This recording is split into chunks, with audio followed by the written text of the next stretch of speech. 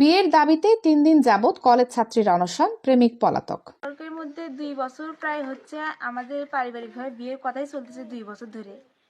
তারা আমাকে প্রতিশ্রুতি দিয়ে কোনোদিন রাখেনি। দীর্ঘদিন রিফাত আমার অনেক বিয়ে ভাঙিয়ে দিচ্ছে, কোথাও বিয়েও করতে দেয়নি। বিয়ের প্রলোভন দেখিয়ে বিভিন্ন হোটেল পার্ক 4 বছর ঘুরে এখন এসে অস্বীকার করছে না আর বিয়ে। প্রতারক প্রেমিকের বাড়িতে গত 3 দিন যাবৎ অনশনে বসে আছে প্রেমিকা। ঘটনাটি রংপুরের পীরগঞ্জ উপজেলার কাবিলপুর শেরপুর গ্রামের আশরাফুলের কলেজ পড়ুয়া ছেলে রিফাত সরকার। দীর্ঘ 4 বছর যাবৎ চুটিয়ে প্রেম করে একই উপজেলার চেরাকপুর গ্রামের মমিনুল হকের কলেজ পড়ুয়া কন্যা মনিরা আক্তারের সাথে আমাদের বিয়ে ঠিক হয়েছিল, কিন্তু সেদিনই রিফাত পালিয়ে যায়। আর রবিবার সোমবার আমাদের বিয়ের ডেট ঠিক ছিল। আমি রবিবার রাত্রে আসছি 8টার সময়, এখনো ওর কোনো খোঁজ নেই। প্রেমিকের কথায় বিশ্বাস করে মনিরা একাধিক দিন রিফাতের সাথে বিভিন্ন স্থানে পার্কে ঘুরে বেড়ায় এবং মোবাইলে একাধিক আপত্তিকর ছবি ওঠায়। বিষয়টি জানাজানি হলে উভয় পরিবারের সাথে আলাপের মাধ্যমে বিয়ের দিনক্ষণ ঠিক হয়। মনে করো ওর খুব জিদি। আমি তাকে মিথ্যা কথা না কিছু নয়, আমি তাকে বলছি ধরে যে তুমি শোনো, ওই ছেলেটা আমার ভালো না, ওই ছেলে খুবই জিদি। ওর আব্বু সহ আমি সব বলছি তুমি এটার থেকে না মত দাও, তুমি এই জিনিসটা করে না। ওই কিন্তু যে সময় এমনি এক সময় এক দুর্ঘটনা ঘটাবে ওই সেই ছেলে।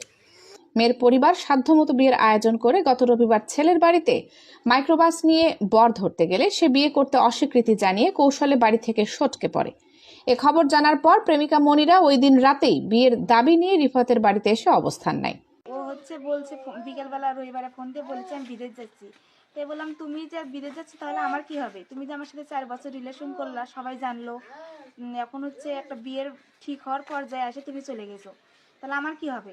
তো বলছে তুমি অপেক্ষা করো, আবার 2 বছর অপেক্ষা করো।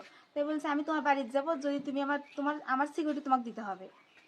শত চেষ্টা করেও রিফাত বাড়ি ফিরছে না। অপরদিকে বিয়ের দাবি নিয়ে অনড় প্রেমিকা মনিরা। তার দাবি, হয় বিয়ে না হয় ছেলের বাড়িতে আত্মহত্যা করার হুমকি।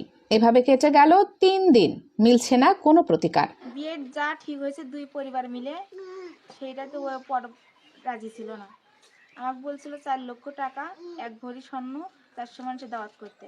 তাই আমি বলছিলাম যে তোমার বাসায় বলো, তোমার ফ্যামিলিকে বলো, যারা এই বৈঠকের মধ্যে ছিল, গার্জিয়ান ছিল, এদের সাথে কথা বলতে।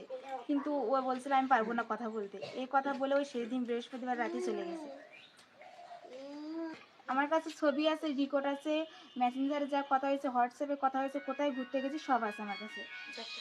সবকিছু মিলে এলাকায় শুরু হয়েছে উৎসুক জনতার মুখরোচক খোশ গল্পগুজব। তাদের প্রেমের বন্ধন চিরস্থায়ী হোক এমন দাবি সকলের। ছেলে নাই, তারপরেও কি করছে, রবিবারের দিনে মাইকের দিয়ে পাঠাচ্ছে। তার আগে আমি লোক দিয়ে পাঠাচ্ছিলাম যে ওই জায়গায় যে বলে আসেন ছেলে নাই, কিছু কয়েকদিন যাক বা হোক, ছেলেটা বাড়াক, যদি মেয়েটা আসে বা কোনো কিছু করে একটা দুর্ঘটনা হবে, মান সম্মানের ঘাটতি হবে, তারও হবে আমারও হবে। তারপরে মাইকেরও দিয়ে পাঠাচ্ছে, তো মাইকেরও দিয়ে পাঠাচ্ছে, 2 জন ধরে বেড়াইলো। তা আমি বললাম সুন্দরভাবে, তারা বলছি যে মেয়ের বাবা মা যা বলবেন, আমি শুনতেছি এই থাকার লোকেরা বলতেছে যে মেয়ে পাঠিয়ে দেবে। তো মেয়ে জানি না পাঠিয়ে দেয়, সম্মান তারও আছে আমারও আছে, আমার ছেলে নাই, যেহেতু মেয়েও কথা উজ্জ্বল কয়া ছেলে বাইকের পর আমরাও তো কিছু করে বাইকের। যে সম্পর্কটা 4 বছরের, এখানে প্রায় 2 বছর ধরে যে বিয়ের কথা হচ্ছে, ও আমাকে কোথাও বিয়েও করতে দেয়নি। আমার যেখান থেকে বিয়ের ঘর আছে ও সব কিছু ভেঙে দিছে। ও আমাকে বলছে যে ওই বিয়ে করবে, যেখান থেকে বিয়ের ঘর আসে বা ঠিক হয় ওই সেখানে যায় বিয়ে ভাঙে দেয়। তারা বোঝেন কিসের জন্য করছে? বিয়ে করানোর জন্য নয়। তোমার সাথে কি তার কোনো শারীরিক সম্পর্ক হয়েছে? তার সাথে আমার সেক্স বাদে সবই হয়েছে। আমিনুল ইসলামের রিপোর্টে, আব্দুল্লাহর ভিডিও চিত্রে আমি কানিজ ফাতেমা সোমা, আখিরা নিউজ।